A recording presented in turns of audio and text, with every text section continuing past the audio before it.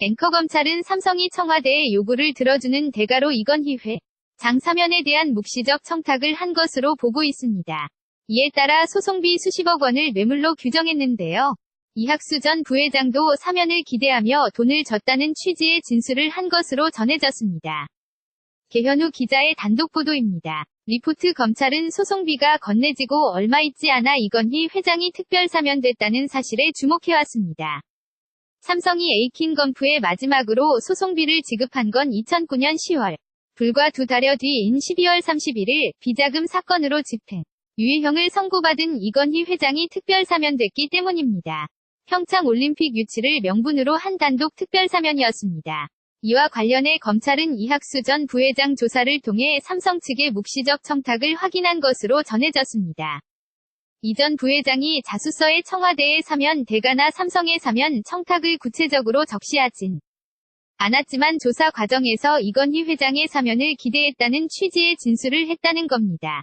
이에 따라 검찰은 이 회장의 사면에 이명박 전 대통령 측과 삼성 사이에 이해관계가 맞아 떨어진 것으로 잠정 결론 내린 것으로 전해졌습니다. 검찰이 에이킨건프에 건네진 삼성 돈 40억여 원을 뇌물로 규정한 이유입니다. 이제 검찰에게 남겨진 과제는 뇌물의 수혜자를 명확히 밝히는 것. 이명박 전 대통령에게 뇌물수수죄를 적용한다면 다스의 주인이 누구인가에 대한 해답을 검찰이 내리는 것으로 볼 수 있습니다. KBS 뉴스 개현우입니다. 앵커검찰은 삼성이 청와대의 요구를 들어주는 대가로 이건희 회장 사면에 대한 묵시적 청탁을 한 것으로 보고 있습니다. 이에 따라 소송비 수십억 원을 뇌물로 규정했는데요.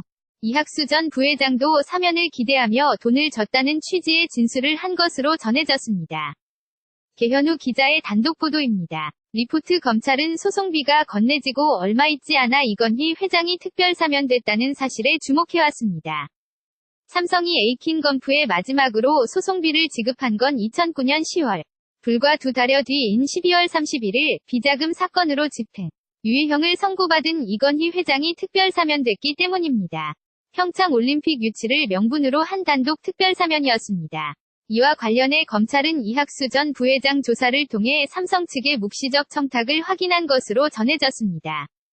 이 전 부회장이 자수서에 청와대에 사면 대가나 삼성에 사면 청탁을 구체적으로 적시하진 않았지만 조사 과정에서 이건희 회장의 사면을 기대했다는 취지의 진술을 했다는 겁니다. 이에 따라 검찰은 이 회장의 사면에 이명박 전 대통령 측과 삼성 사이에 이해관계가 맞아 떨어진 것으로 잠정 결론 내린 것으로 전해졌습니다. 검찰이 에이킨건프에 건네진 삼성 돈 40억여 원을 뇌물로 규정한 이유입니다. 이제 검찰에게 남겨진 과제는 뇌물의 수혜자를 명확히 밝히는 것. 이명박 전 대통령에게 뇌물수수죄를 적용한다면 다스의 주인이 누구인가에 대한 해답을 검찰이 내리는 것으로 볼 수 있습니다. KBS 뉴스 개현우입니다. Let it go, make my body go. Take our bodies high.